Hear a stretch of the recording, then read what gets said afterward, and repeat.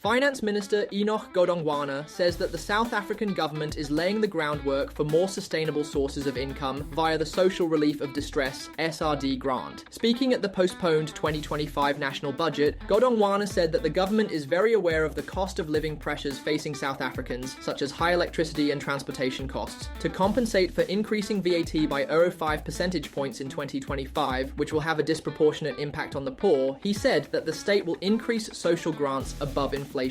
Other efforts to shield households include expanding the basket of VAT zero-rated food items and not increasing the fuel levy for another year. Social grants are allocated R284.7 billion for 2025-26, allowing the government to increase grants by the following: old age, R130 per month; war veterans grant, R130 per month; disability grant, R130 per month; foster care grant plus 70 per month; care dependency grant, R130 per month; child support grant plus 130 per month; grant in aid plus 130 per month. The SRD grant in its current form will also be extended by a year to end March 2026. R35.2 billion is allocated for the grant. The SRD grant was introduced in 2020 at the start of the COVID-19 pandemic. The grant currently works out to R370 per month and supports over 10 million people despite being a temporary measure. The grant has been expanded from R350 to R370 per month and supports over 10 million. Godongwana said that, as President Ramaphosa announced in the State of the Nation address, the SRD will be used to create a sustainable form of income support for unemployed people. The minister said that the outcome of the review of active labour market programs,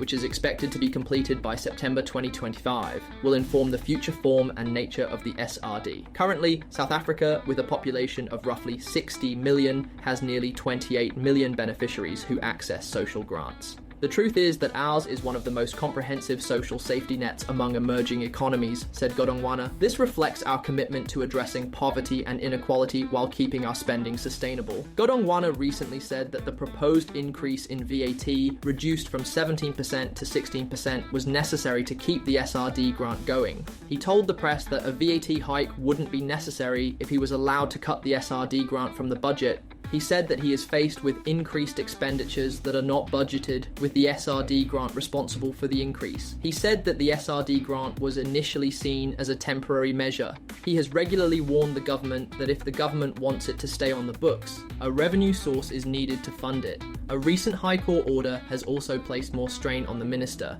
with the court stating that the grant is too low and too restrictive. It argued that fiscal constraints were not a sufficient excuse to exclude people who cannot support themselves. It also rejected a fixed value of the grant each year. The ruling would see the number of grant recipients increase from roughly 10 million to 18 million, with taxpayers set to take the strain. Treasury's own estimates from 2024 showed that the grant could increase to R171 billion by 2032-33 if the grant becomes permanent and the value approaches the food poverty line. If the grant was pushed to reach the universal level of 35 million people between 18 and 60 years old, it would cost R400 billion per year. Both features of the court ruling are under appeal by the government.